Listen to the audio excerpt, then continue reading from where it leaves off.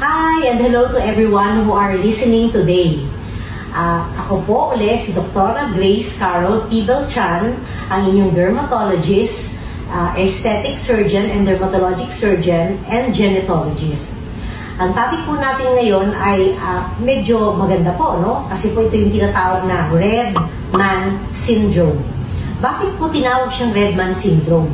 Kasi ito pong topic natin ngayon, ang medical term po dito ay erythroderma. Meaning to say, ang skin ay namumula muna, nag-umpisa sa pamumula, then after 2 to 6 days, mag-peel off ito, no, desquamate, ang tawag doon, desquamation, at saka nagiging all over the body itong desquamation dito at yung reddening, kaya Red Man Syndrome. Ngayon, nangyayari ito kasi may mga inflammatory condition na nag-exist na prior to its occurrence, no? So, it occurs more commonly among males, no? And then it usually occurs at the age of 41 to 61 years old. Yeah.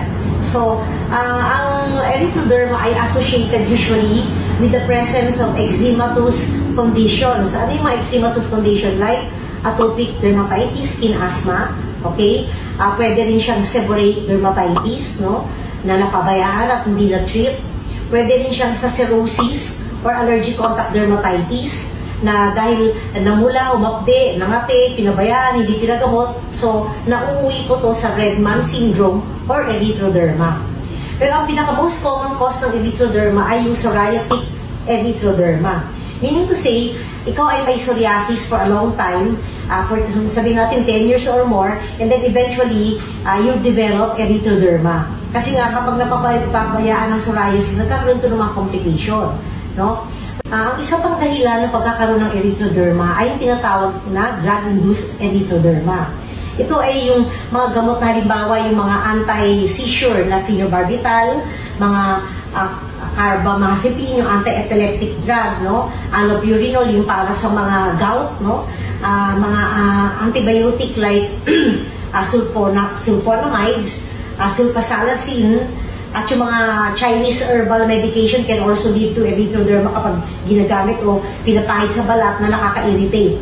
Tapos meron din tayong mga tinatawag na, yung even the proton pump inhibitor, yung kapag sinisikmura tayo, uminom tayo ng proton pump inhibitor, pwede rin ito mag-cause ng erythroderma or Red Man Syndrome.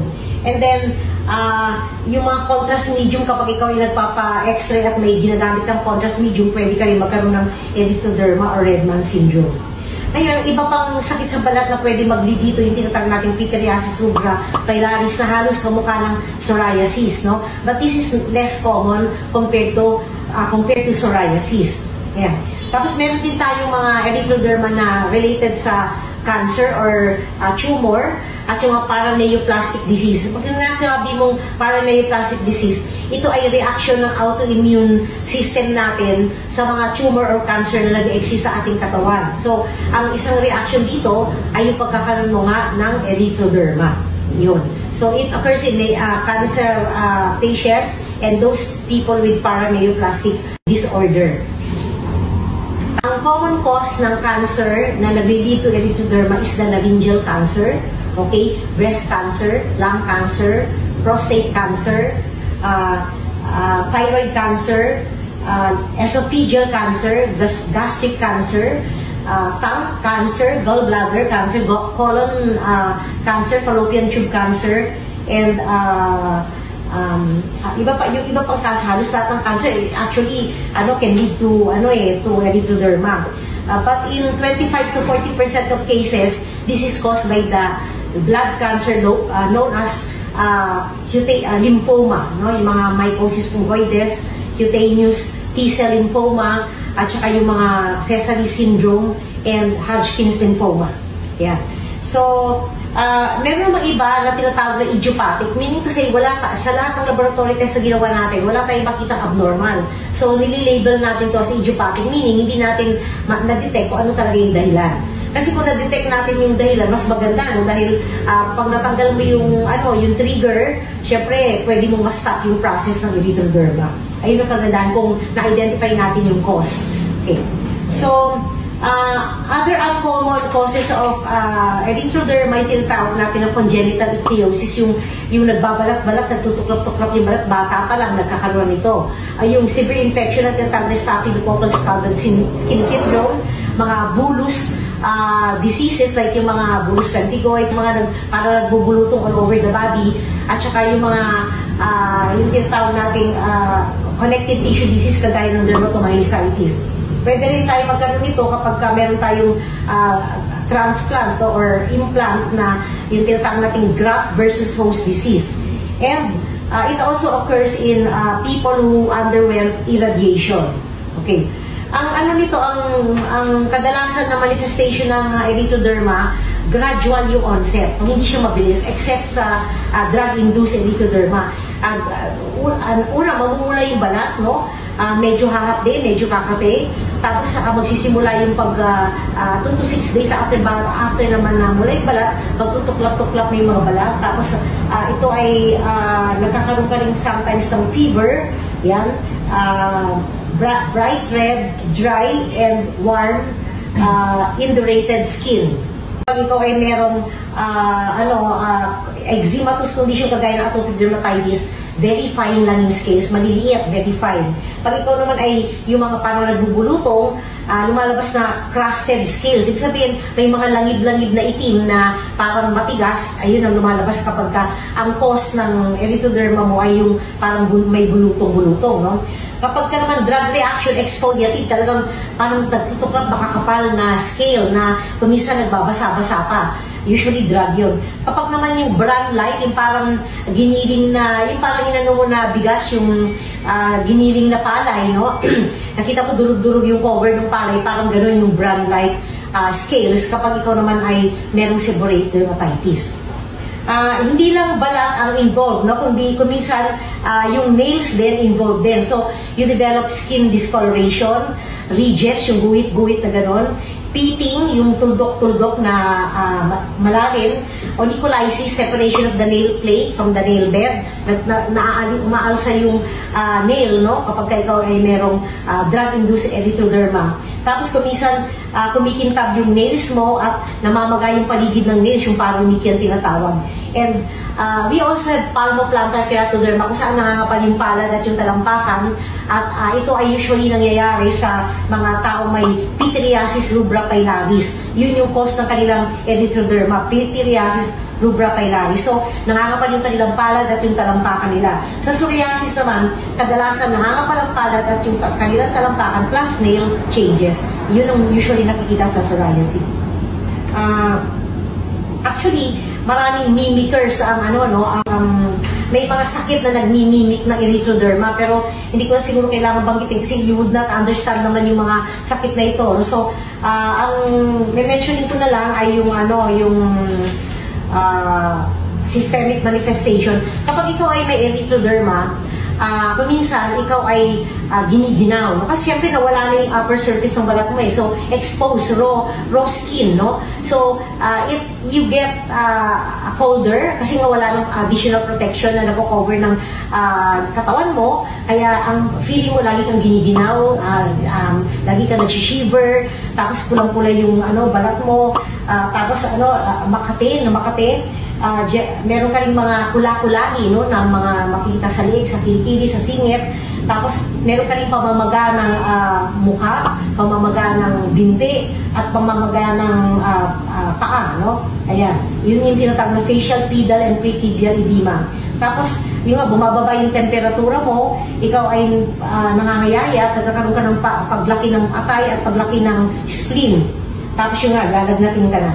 Ang kadalasan ding komplikasyon nito, meron kang pwede kang magkaroon ng fluid and electrolyte imbalance kasi nga nawawala yung mga fluid and electrolytes mo dahil nga wala ng protection yung balat, no? Tapos nagkakaroon ka ng high cardiac output failure, which means na your heart has to pump double time kasi nga kailangan niya mag-supply ng blood all over the body kasi nga naglulose ka ng fluid.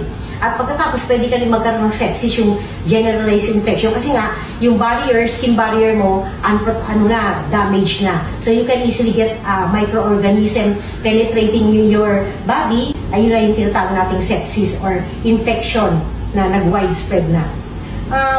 Syempre, we have to do laboratory test para malaman natin kung ito ba talaga ay erythroderma, no? At kung ano yung cause ng erythroderma, we have to do certain laboratory test. Napakarami po nito, kaya this is very medical, so I don't have to really mention it anymore, no? Pero, ang masasabi ko lang na kapag ito ay may erythroderma, kailangan talaga this is a dermatological emergency.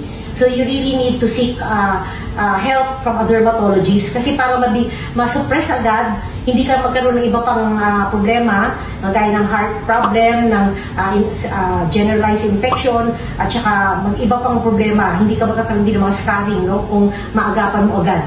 So this is a dermatological emergency which needs immediate treatment. Tapos, kung minsan, meron ka din nga yung mga, nabanggit ko kanina, pwede ka rin magkaroon ng hindi lang bacterial, pwede rin fungal at saka viral infection kasi nga very susceptible na yung skin mo sa mga ganitong microorganism.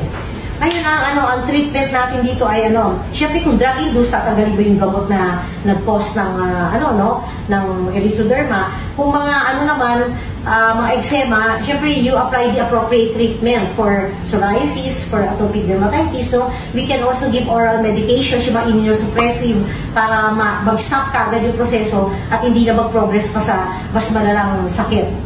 Yan. Tapos, kung drug, wala tayong problema kasi natanggalin mo lang yung drug, okay na.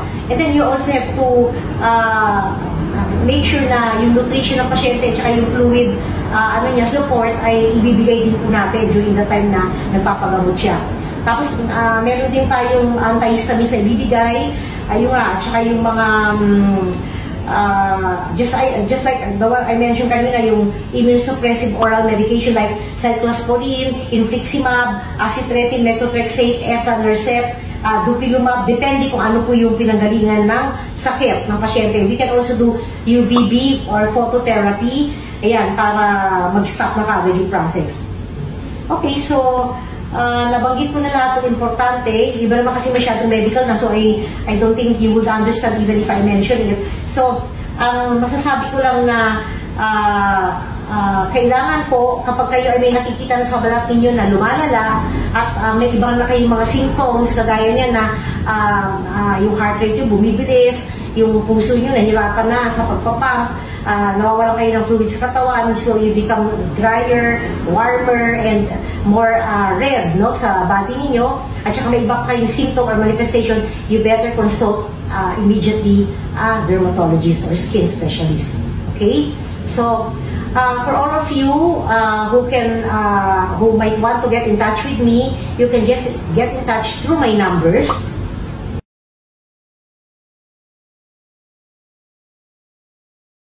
And then, please follow and share my account.